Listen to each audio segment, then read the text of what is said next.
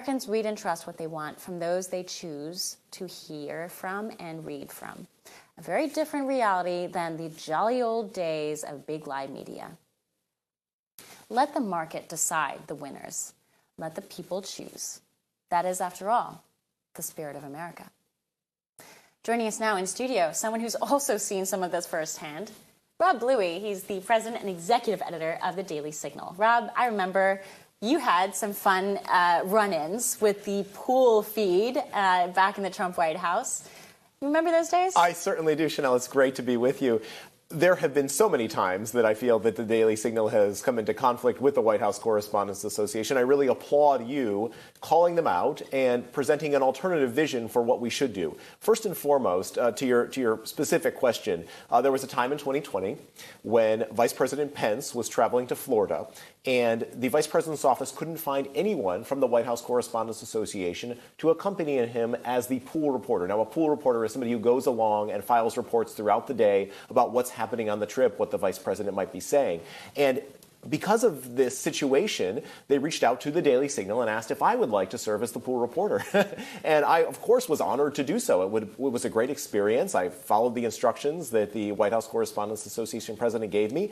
And that very day, before we had even returned home from Florida, the New York Times had written a hit piece about me and the Daily Signal because they wanted to be the gatekeepers of that information. And that's exactly the problem that you've identified here. The American people don't trust the legacy media, or the big lie media as you call them, and they want to see changes. So now is the time for President Trump to bring about those changes in the briefing room. It looks like it's poised to do that, and it's certainly not going to be good news for those who have been gatekeepers, as you say. And remember, you know, when you're assigned to a pool feed, you have to allegedly be a member, you have to be a member of the WHCA, and that pool reporter is very much the source of information for when the president or any of his staff are traveling.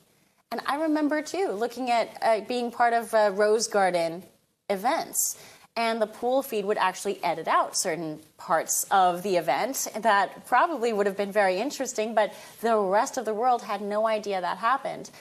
That chapter, I think, rightfully should and will come to an end. I think so. And there are so many different choices that President Trump will have that he didn't necessarily in his first term. And so if you look at the growth of podcasts and other online media outlets, I mean, there are just so many others who are producing news today than they were previously. Remember, Trump had two famous run-ins with Jim Acosta and another reporter who was reporting for Playboy of all outlets at the time. And Brian Karam, this came to a head, and it's one of the reasons why Joe Biden decided to change the rules in the briefing room. And this was the second run-in that the Daily Signal had. In 2023, the Daily Signal was one of 440 news outlets that lost their White House credentials because we didn't fulfill the prerequisite of having either congressional or Supreme Court credentials. Now, fortunately for us, we've gone through the process and we've since secured congressional credentials, but there are many others that simply don't have access anymore. So I think you're absolutely right. Not only on the pool feed, we shouldn't let the ABC News or NBC News of the world dictate what is going on at these events without anybody else really having an opportunity to make sure that they are being held accountable. And then secondly, those briefing room questions that the press secretary will take, why should those news outlets that sit in the first row dictate the narrative and the conversation that takes place? And they certainly do. And I remember when Fred, your Daily Signal White House correspondent, was in there, he had excellent stories, and he was one of maybe one or two or three of us who were conservatives in that room. And you know, he was not this partisan hack that they all labeled us as. We were simply asking questions that were not necessarily their narrative. And I think that really is the big threat to this entire organization. They set the tone and the narrative in those first three rows, right? And if you don't follow along with that narrative, you're not part of the club. And everyone fears not being part of the club. Well, thank you for mentioning Fred. So Fred Lucas received his press credentials in 2009. To President Barack Obama's credit, though his White House gave Fred the first opportunity. And so he was there from 2009 to 23 until Biden decided that he wanted to have more control. But on the questions, Sean Spicer once told me, of course, Trump's first press secretary, that when he was coming in, to serve in that role, the White House Correspondents Association sat him down basically and said, "Here's how things work with the press briefing. You call on us first in the front row. I think the Associated Press wanted the first question, and then when we say the briefing's over, you end the briefing." Well, what did Spicer do? His very first briefing, he called on the New York Post, which I think was in the back row. Yes. Right? Yes. And he went on for an additional 45 minutes after the Associated Press wanted the briefing to end. And this is exactly what I think Caroline needs to do when she steps foot in that briefing room as the next press secretary. Make sure that she is the one calling the shots and not letting the White House Correspondents Association be in that position.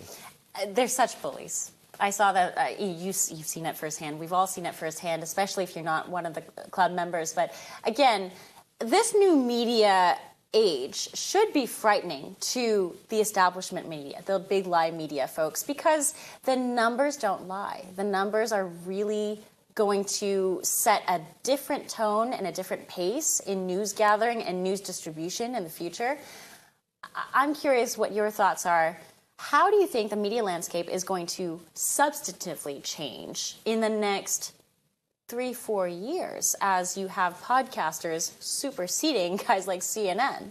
It's amazing. I mean, if you look at the November ratings for CNN and MSNBC, I mean, they are down significantly. So even their audience is abandoning them. Right. And I think that's partially they might be just so depressed about the news and Trump's election that maybe they will eventually come back. But I think what's going to happen is exactly what you pinpointed. There will be people who just say, it doesn't make sense for me to have a high-cost, highly produced show on CNN or MSNBC when I can do something on my own that reaches an even bigger audience. And so I do think people will become more independent. I mean, you've seen platforms like Substack give reporters like Barry Weiss, formerly of the New York Times, creating the free press, for instance, and doing work that she would never have been able to do under the auspices of the New York Times. And so I do think individuals who have critical thinking ability and maybe are willing to be more skeptical and push the narrative, don't necessarily fall under this left-wing orthodoxy. Yeah, they have a huge opportunity right now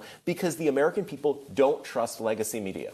Yeah, and that's where it's going to be very exciting. I think to your point, the market is really going to start pushing for, amazingly, truth tellers. It is. And people who are going to go against the major narratives that are really pushed ultimately by big tech, big pharma, all these big entities who have these narratives and then, support these reporters and feed them their questions. All of that is going to go the wayside, go the way of the dodo, as I like to say it. You're right. You recently had an interview. I want to play a segment of it for our viewers where you're talking about this age of new media. I want to play it now if we have that. In many ways, the movement of legacy media to the left and the abandonment of, I think, the objectivity principle of journalism forced or compelled this competitive innovation that is this alternative right-of-center information network and ultimately discredited legacy media and, you could say, contributed to Donald Trump's first and second victories. Again, putting on your crystal ball, how is legacy media, big lie media, as I like to call it, how are they going to adapt themselves to this? Are they going to start picking off some of these big names and bringing them in, adapting, hold their ground? How do you see that playing out? Oh, I don't see them going away without a fight. Let's face it. As you talked about, there are some entrenched interests that like to use legacy media for their own causes, whether it be, big pharma or the defense industry or, others who have a lot of money invested in them because they know that they can get their narrative out. So that is something for conservatives to keep in mind for sure. This is not going to be an easy fight for us to claim this. But at the end of the day, the American people are smart. I trust the American people, or you said the marketplace, to make the decision. And ultimately, yes, they will certainly make a play for individuals. They may even try to purchase some individuals who strike it rich on their own. I mean, influencers obviously are having a big impact today. But at the end of the day, I ultimately think that their audiences are going to continue to drop. The Washington Post will be printing fewer newspapers next year than it is right now. I keep getting surprised how low that number is. Exactly. Every time I check, it's smaller and smaller. Exactly. Maybe NPR won't be, and PBS won't be getting money from the federal government after Elon Musk and Vivek Ramaswamy have something to say about it. Oh, that's going to be a whole other conversation. Yeah, it could be in the works. Well, Rob Bluey, it's always a breath of fresh air to catch up with you. Thank you so much. Daily Signal's doing amazing work, and hopefully we'll see you right up there in the briefing room again very soon. I'm looking